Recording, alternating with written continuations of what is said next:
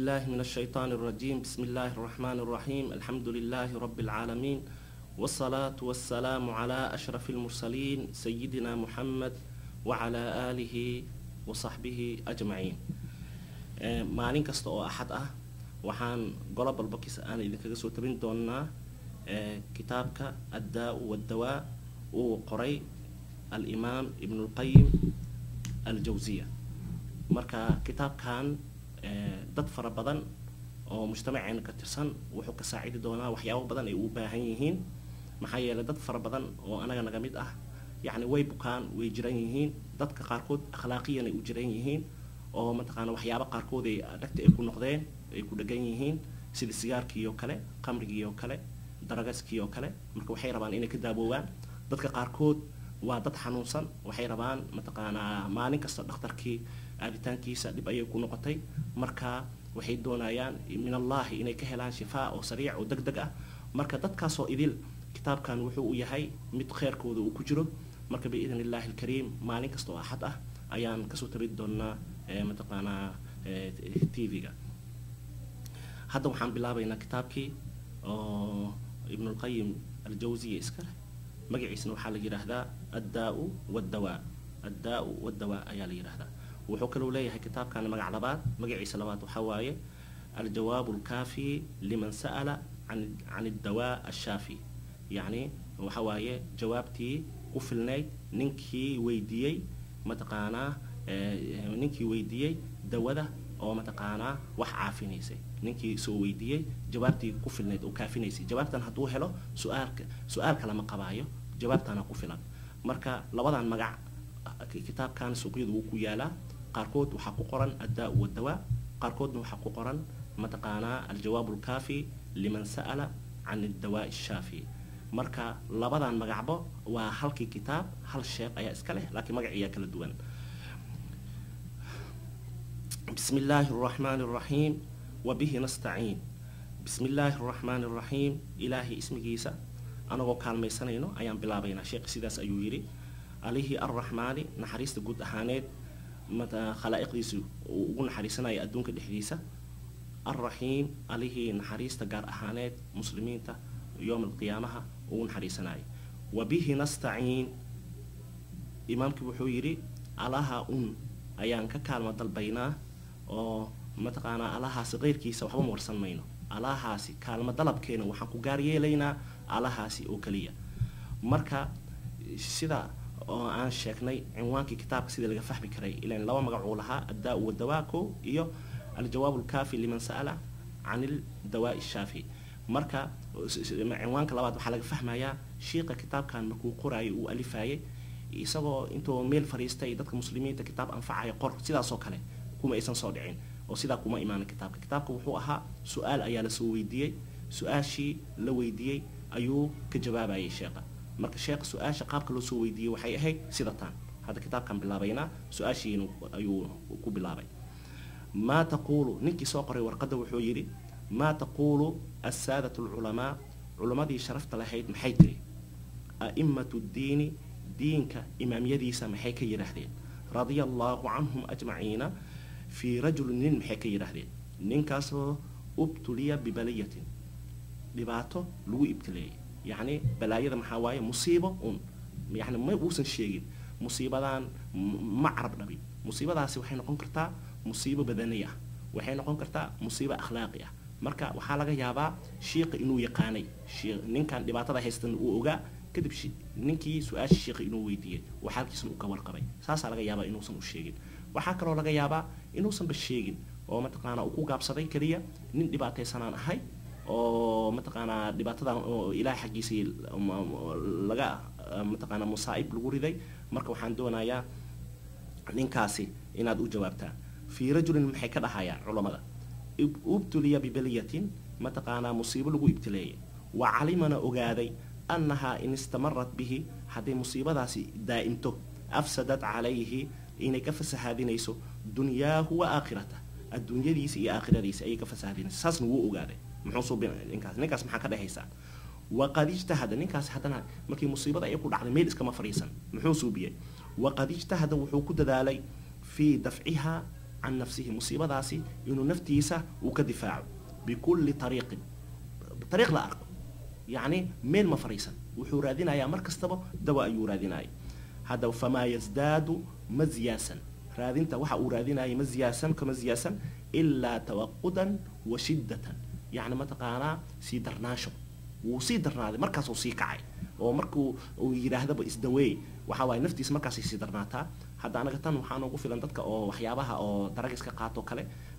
markii la yidhaahdo isdaweey oo wixii uu ka istaago ma naftiisa markaasay sii darsataa maba ka faqi karo hadda ninka arrintaas camal ayuu tilmaamayaa laakiin anaga hataa ma dhahin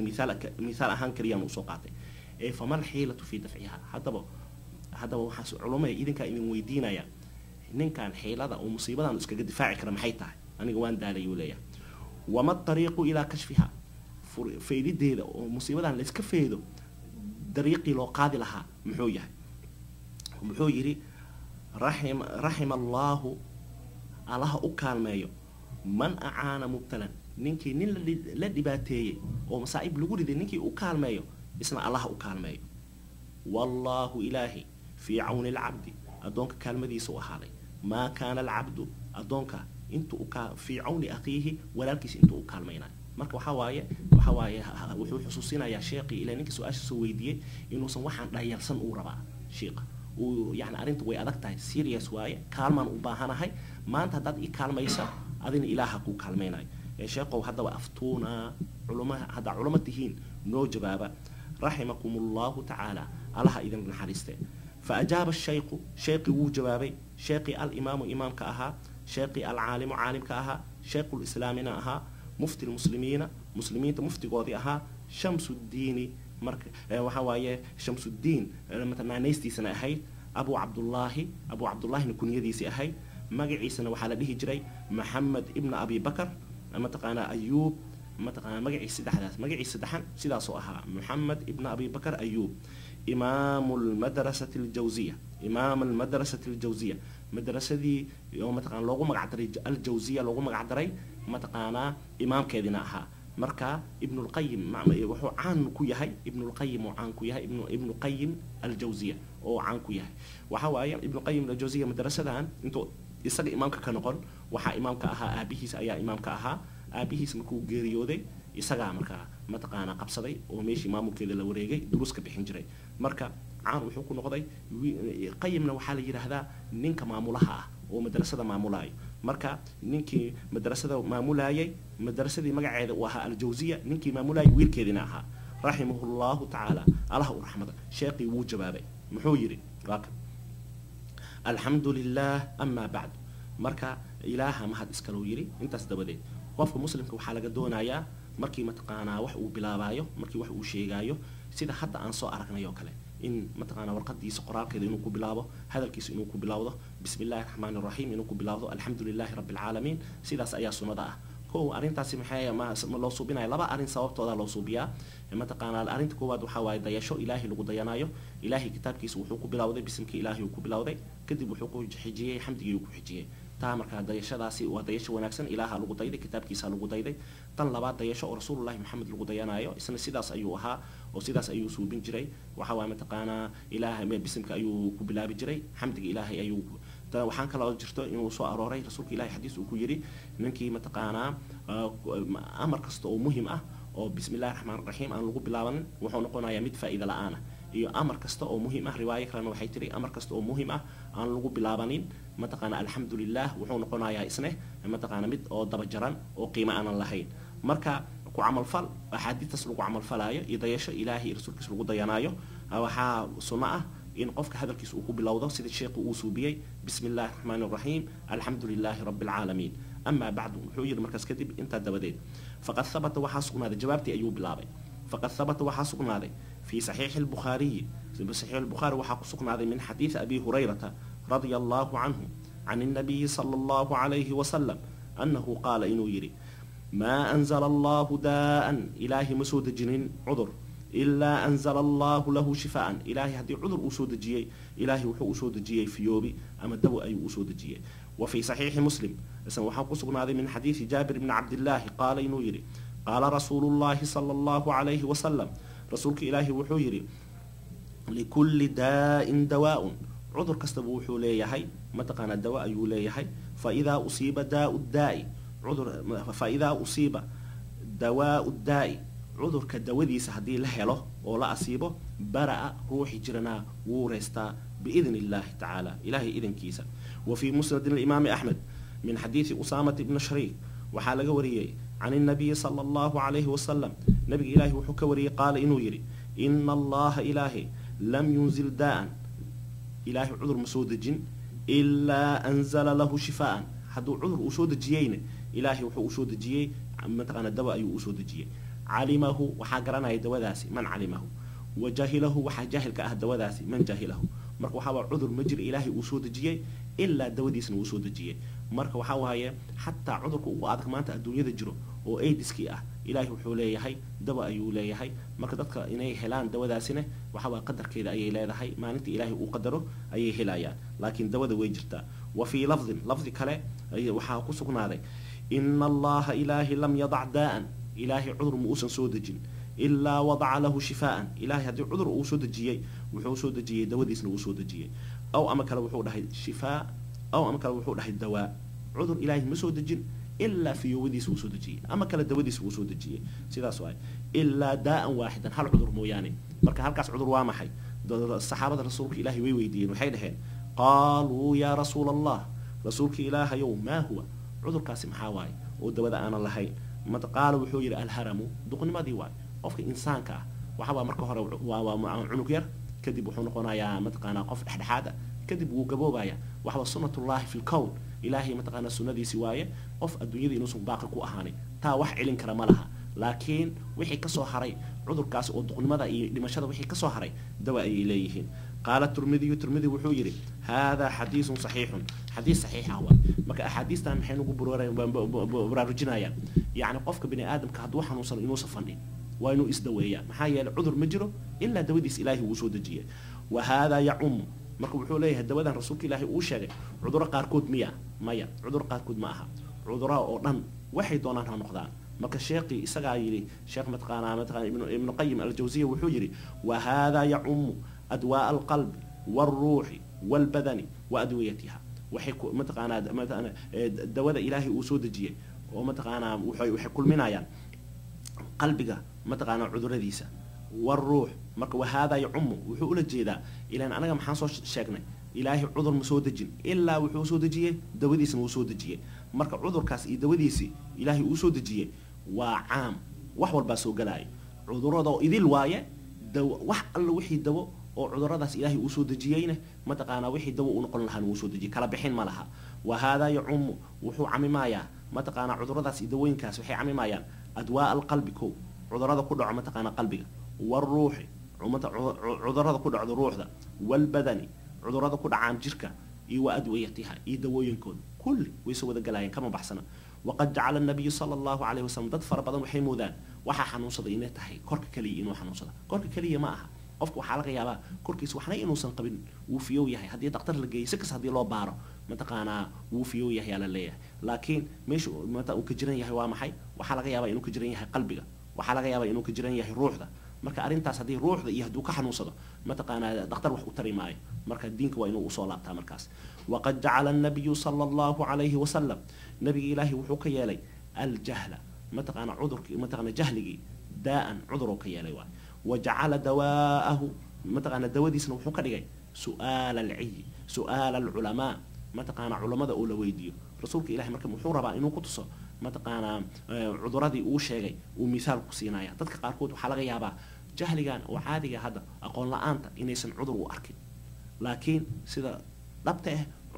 aqoon la'aanta waa cudur maxaa lagu daweeyaa aqoon la'aanta waxa lagu daweeyaa su'aal dadka oo cilmiga leh in la weydiiyo su'aasha oo ay kaaga jawaabaan waqad ja'ala an-nabiy sallallahu alayhi wa sallam nabiga ilaahi wuxuu ka dhigay al-jahla daa'an cudur ayuu ka dhigay وجعل دواءه دواديسنا wuxuu ka dhigay su'aal al-ulama culimada oo la weydiiyo oo culimada hadii aad weydiisid su'aashi waa qofkii jahliga uu ka bogsanaya farawa abu daud wuxuu wariyay fi sunanihi sunantiis wuxuu ku wariyay sunan abi daud waa kitaabka la yiraahdo min hadith jabir ibn abdullah xageedu waxa abu daud uu ka wariyay qaala inuu yiri qarajna waan baxnay في سفر أيام كوبحني فأصاب رجلا منا نين أنا جميدة أيا وحى أصيبي أو كدعي حجر دغح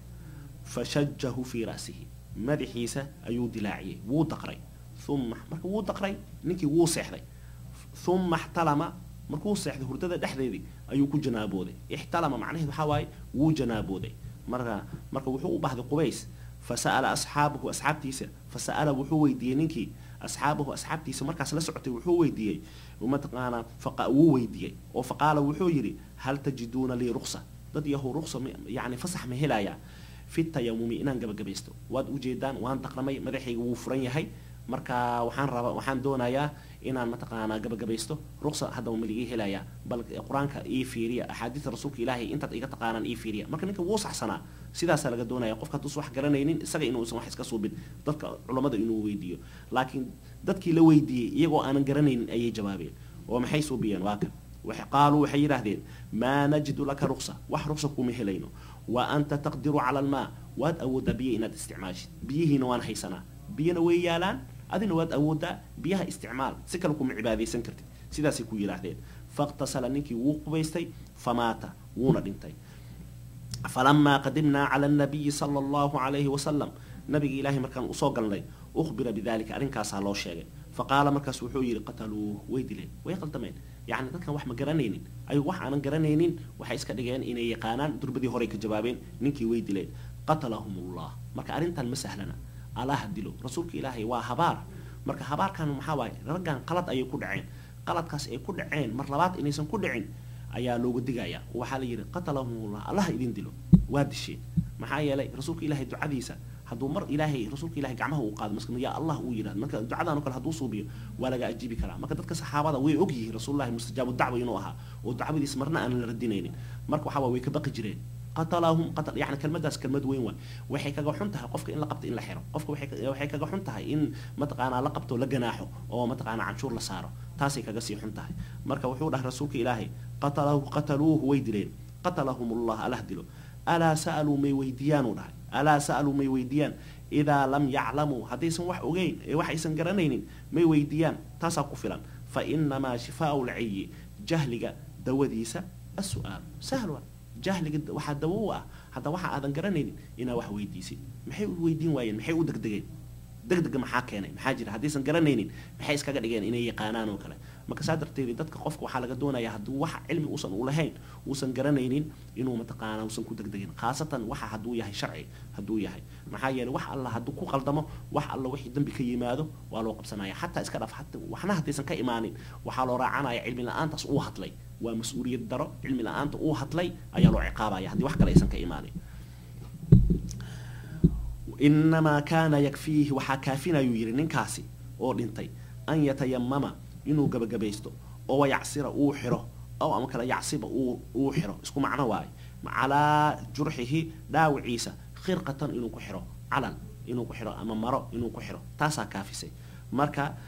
ثم بعد جد يمسح عليها marka kadib madaxii biyo ku shubi maaye calalkaas uu ku xiray dushiisa intuu gacanta ma taqaana qoyo oo qoyaanka uu ka daadiyo ayuu marin lahaa masax sidaas waay yaani biyihi inta la soo qaado qoyaan oo marada lagu shubi maayo ee gacantii oo qoyan ayaa maradii la dul marinaya oo calalkii meeshii lagu xiray dhaawacnay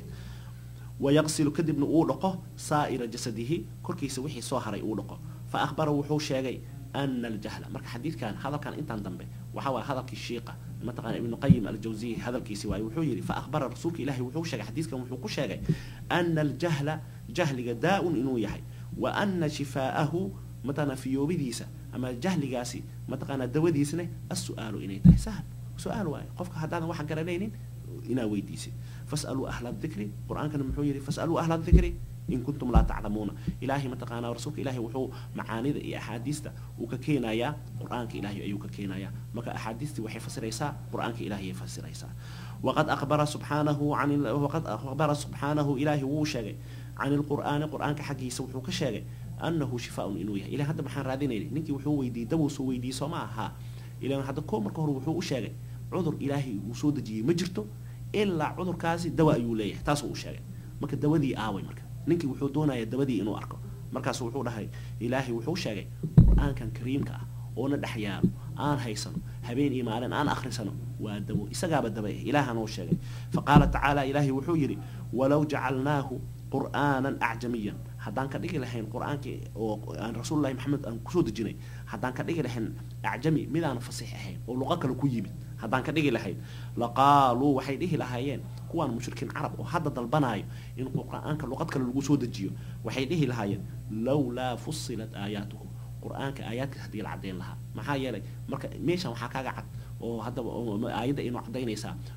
luqadda carabiga iyo luqooyinka kale ee adduunyada ma dhinaca fasaaxada kuma tartami karaan luqadda carabiga iyadaa number 1 ah iyadaa horeysa dadkii waqtigaas joogay carabta laga hadlayo carabta hadda joogtana ma aha carabta waxaa waaye waqtiga nebiga joogtay oo nabiga la caasirtay luqadii ay ku hadlaayeen taasaa la haaya marka taasaa laga sheekaynaya marka wuxuu yidhi haddii luqad oo carabi aan ahayn haddii qur-aanka lagu soo dejin lahaa dadka hadda dhahaya luqad ajnabi ha lagu soo dejiyo dadka dhahaya oo hadda saa ku dacwoonayo haddii qur-aanka ajnabi aan ka dhigi lahayn luqad ajnabi lagu soo dejin lahaa iyagaa dhihi lahay kow dacwada iyagay ka imaan lahayd waxay dhihi lahaayeen macadda macnaha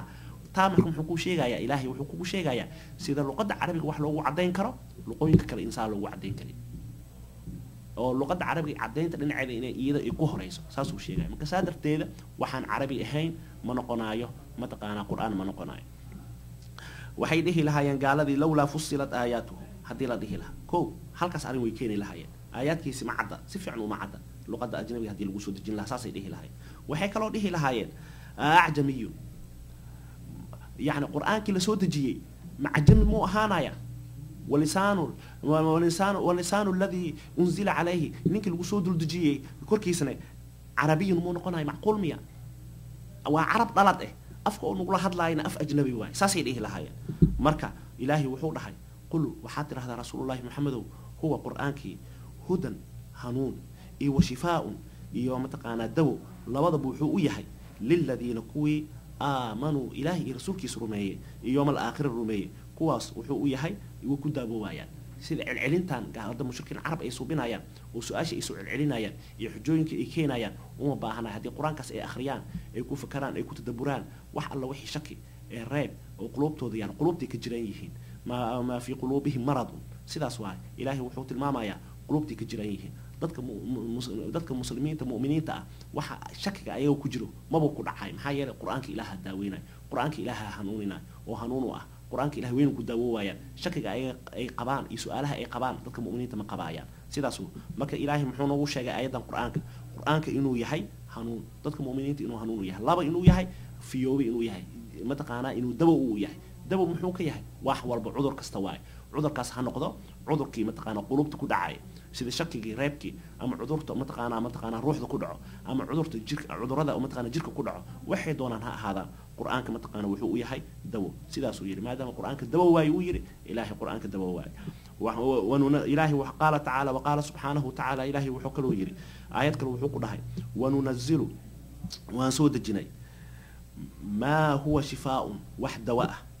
wa rahmatun wax naxariis ah ayaan lil mu'miniina mu'miniinta u soo dejinay oo min quraanka ah sidaas uu yiri yaani quraankaani waxaan quraankan markaan soo dejinaynay waxaan soo dejinay isagoo ah hanuun isagoo ah raxmad isagoo ah fiyoobi dawo isagoo ah aan soo dejin wax dhan ayuu isku jiraa wax kasta waxaad ka raadsato waa ka dhaxeelaysaa haddaad maanta aad raadinayso axkaam haddaad raadinayso oo sharci aad raadinayso quraanka yaad furanaysaa sharcigu ku yahay haddii dawo aad raadinayso quraanka dawo ku yahay haddaad naxariis raadinayso quraanka naxariis ku yahay wax walba ku yahay marka kitaab cajiib ah ayaan haysanaa marka wuxuu dhahay ibn qayyim hadalkiisa asagoo sii wato wa mintaas uu haysto waa maxay wanunazzilu min alqur'aani mintaasi alqur'aani ka horeyso ayuu ula jeedaa wa min oo huna halkaan ahaatay waxay u sugnaatay libayaani ljinsi jinsiga caddayntiisa ayay u sugnaatay laa litabciid macnaheedu maxaa waaye haddii la dhaho mintaani qayb ayay faa'iidaynaysaa haddii la yidhahdo macnaheedu waxaa waaye qayb ka mid ah qur'aanka ayaa dawo ah intiisa kale dawo ma aha saas lagama wado qur'aanka dhammaantiisa faataxada laga bilaabo ilaa birbidnaas laga geeyo kulligiisi waa dawo marka saasuu kaga jawaabayay marka wuuna dhahaya wa min oo huna halkaan ahaatay libayaani ljinsi jinsi caddayntiisa ay u sugnaatay oo qur'aanka waxaan la soo dejiyey oo raxmadda ah shifaha ah waa qur'aanka bilowgiisa ilaa dhammaantiisa waaye mataqaana laa litabciid ma usgnaanin tabciid ma aha oo qaybeen ma aha qayb kamid ah qur-aanka dawo waay qayb kalena dawo ma aha saas loolama jeedo minta taas ma faa'iideynaysa minta waxay faa'iideynaysaa qur-aanka oo dhan dawo inuu yahay marka wuxuu yiri ibn qayyim hadalka asoo wato commenti uu ku kula cadeeyay wuxuu yiri fa inna alqur'ana qur'aanki kulluhu dhamaantiisi shifaa'un wa fiyubi كما قال تعالى إلهي سيدو أكيري في الآية المتقدمة آيدي أنصو شكنا وحاول وننزل من القرآن ما هو شفاء ورحمة للمؤمنين فهو قرآن شفاء للقلوب قلوب تدووية من داء الجهل جهلك عذر كيس أيو كدوية والشك شك عذر كيس كدوية والريب أيو كدوية شك وامحي شك وحواي مركي قفك وشك سنيح لكن ضد وين مقبو لكن ريبك محاواي شك واي لكن شك وجامري واي qofkii xataa hadii laga mataqaana la shaki bixiyo intaas kuma ekaanay su'aalo kale oo ayuu sii qabaa ma ku qancay kaas waay reebka marka uu ka sii adag yahay shakiga marka wuxuu dhahay waxa soo idil qulubta ayuu ka daweeyaa jahliga ayuu ka daweeyaa shakiga ayuu ka daweeyaa reebku ka daweeyaa falam yunzil Allah subhanahu wa ta'ala ilahi masudajin min as-samaa'i samada xageeda kama soo dajin shifaa'an fiyoobi ama dawa kama soo dajin qad waligeeda انت الهي كتب وسود الجنجري الهي كما سود الجنجري اعمك عام لما بدا سيد القران wax uu taraay ya wax sidaas oo kale wax uu taraay oo ma taqaana cudurado idil wada daweynay wax sidaas oo kale horay u soo dejin ilaahi wala anfac midka wax tar badan ilaahi ma soo dejin wala a'zama wax ka weyn ilaahi ma soo dejin wala anjax wax ka ma taqaana kana jixid badan ka liibaanid badan ilaahi ma soo dejin fi izalati dawaa'i dawada zuulinteeda من القرآن wax intaasoo dhan kaga horeeyo ma soo degin quraanka wax walba ugu horeeyo yaani kutubtii la soo dejiyo idil quraanka dhinacaas kuma gaarayaan quraanka waxa waaye shifaa waaye raxma waaye hanuun waaye wax la mid ah ma jiro quraanka oo ilaahi uu soo dejiyay oo samada uu ka soo dejiyo quraanka la mid ah waqad thabata waxa sugnaaday fi sahihayn waxa ku sugnaaday min hadith abi sa'id qala inuu yiri انطلق وحا بحي نفر من أصحاب النبي صلى الله عليه وسلم جماعة أصحاب النبي كترسن أيا بحثي في سفرة وحي آذين سفر كاسو سافروها أي سفرين أي أون إسكما بحين نبي إلها دري سرية أهايين مثلا جيش لدري أهايين حتى نزلوا وي سفرين ووي سعودين حتى نزلوا إلى إكدجين على حي من أحياء عرب يعني مثلا الدجانو ودجانة عرب كميدة إلا يكدر دجين ميل أو مثلا قبيل أو قبائل عرب وحوا قبائل ودجنا جرين مك قبيل أو قبائل عرب كميدة ميل يدجينيهين أي هذا كودكتين مرك فاستضافوهم مرك عادة عرب وحالة وحي هاجرين ضد أو كرم بدن mataqaana inta rasuulullaahi maxamed uusan imaanbo dabeecadooda dhaqankooda ayay waxa kamid aha dadka inay soo dhaweeyaan dadka inay martigeliyaan laakiin hadda maxaa isbedelay ilaan anaga waxaan ogeyn siirada waxaan ku ogaanay rasuulullaahi maxamed markuu soo baxay oo dacwadii uu mataqaana koryeelay oo dacwadii uu koryeelay waxa waaye carabti badankeeda inay la colaytameen marka waxa laga yaabaa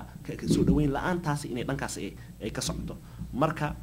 waxay weydi faabow an yudifu فأبوا أن يضيفوه ويديدين إني صو مرتقادان مكم حامعي فلودغا وحا لقنيني سيد ذلك الحي متقانا حي قاسي متقانا صحابة يسو كردقين سيد كودا لقنيني متقانا وحا قنيني وحا لهد بقلاع فسعوا له وحي أصوبيين وحي أهجاجيين بكل شيء ودواء أي أهجاجيين لا ينفعه شيء لكن وحا أي أصوبيين وحبب وحمتري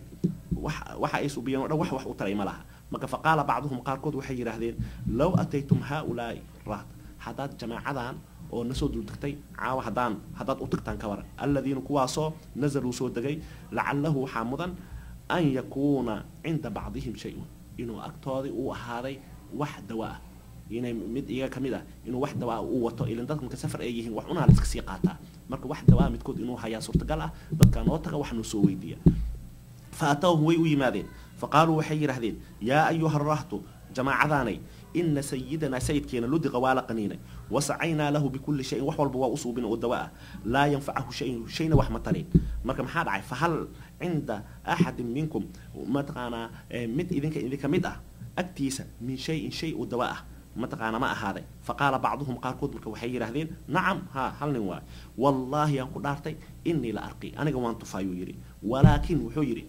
مثلا صاد نقول دقنتين او كلا نقول دقمينا الى وناغا idin ka dalban wanaaga diinteen Soomaha الجزاء من جنس العمل waxaan ugu soo bisana idin ku soo binayna oo maxaa waay walaakin wallahi aan ku dhaartay لقد استضفناكم وإنك مرت ضلبني فلم تضيفونا نما مرت قلين فما أنا براق لكم مركب إذن تفايو رهي ميدين عاونايو حتى تجعلوا لي جعلا إلى وحي إسيسان أجروا إنا إسيسان وحي إسيا marka ujri isiisaan ayaa wax idin qabanaya fasaalaxuhum waxay kula heshiyeen ala qatiic min alghanami xeen ari ay kula heshiyeen fantalaqa ninkii wuu tagay yanfalu asagoo tufaay عليه ننكي جرنا أسوق قدر تفايو ويقرأ أخرنايا الحمد لله رب العالمين أسوق أخرنايا ماشي ننكي يودو تجي الحمد لله يقدر الأخرية فكأنما ننكي نشط من عقال وبإسقى لجسي داي متقانا حرق فانطلق ننكي وتري يمشي يعني دقائق بدن أمر حين مركا وكو أخري فاتحة هرا لقى أقبلي اقتسموا مركا ننكي حوله أيو سوقاتي مركا محال عاي ها وما به مثلا قلبة نيكي سوى واحد علد أنكو سجناني إلى محمد هاي فكأنما نشط من عقال فانطلق نيكي وتري يمشي إسقى صعد وما به قلبة واحد علد سوى أنكو سجناني فأوفوهم marka dadkii qabyadkii meesha deganaa ma saxaabada nabiga waxay u oofiyeen juclahum waxay ku balameen oo ujradii ahayd alladii jucligaasoo saalaxuuhum calayhi ay ku heshiyeen faqaala bacduhum marka qaar ka mida waxay yidhahdeen saxaabada markii xoolihii lasoo qaaday dad baahanay ahaayeene iqtasamuu qaybsadow فقال الذي رقى نكي تفي وحودها لا نفعل مصوبينينو حتى ناتي النبي صلى الله عليه وسلم نبي إلهي أنت كجتكنا أو فنذكر له أن أشجنه الذي كان وحي دعي إلا أنا كجشجنه مركا وحودها أو فننظر كذب أن فيرينو ما يأمرنا وحونا أمرايم فقدموا ويجلين على رسول الله صلى الله عليه وسلم رسولك إلهي وجلين فذكروا له ذلك أرين كاسد عيا وشاجين فقال مركز وحي رسولك إلهي وما يدريكني هم حكوا أجيسي أنها رقية فاتحة إن رقيتها الإسقطفة أو علاج أيتهم حكوا أجيسي ثم قال وحي قد أصبتم وات أصيبتين ومتقانا ضربشة ضربتين وحولها ضربتين حتى وقوا أصيبتين فاتحة إلى آخره وقوا أصيبتين صح وحصحصوا بسينو يري حتى بيقتسموا قيبسة حولها قيبسة marka ayaga rasuulka ilaahay nimankaasi oo qalbigooda uu ka farax gelinayo wuxuu yiri wadribu li ma'akum sahman anigana wax iyeela insha Allah mataqana barnaamij taxan ayuu noqon doonaa maalin kasta oo axad ah global box ka soo gala marka biidin ilaahi alkariim maanta halkaan kaga kaaftoomayna ma next week ayaan ka wadaynaa meeshiisa wallahu subhanahu wa ta'ala a'lamu bis-sawab